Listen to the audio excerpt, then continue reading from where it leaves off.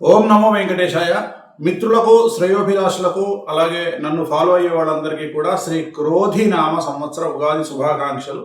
ఈ సంవత్సరం అంతా కూడా ఆ వెంకటేశ్వర స్వామి అనుగ్రహం వల్ల మీరు సుఖ సంతోషాలతో, ఆయుర ఆరోగ్యాలతో, అష్ట ఐశ్వర్యాలతో విరజిల్లాలని కోరుకుంటూ ఓం నమో వెంకటేశాయ. అలాగే ఈ సంవత్సరం షార్ట్గా స్వీట్గా చెప్పుకోవాలి అంటే ఈ సంవత్సరం రాజయోగాన్ని పట్టబోతున్నటువంటి రాశులు మేషరాశి, కర్కాటక రాశి, వృశ్చిక రాశి, ధనుస్సు రాశి.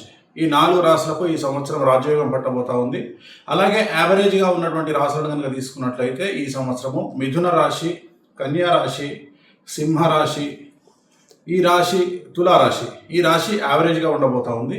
ఇక చాలా కష్ట నష్టాలను ఎదుర్కోబోతున్న రాశులను కనుక ఒకసారి చూసుకోవాలంటే వృషభ రాశి, అలాగే మకర రాశి, ధనుస్సు రాశి, మకర రాశి, కుంభరాశి, మీనరాశి.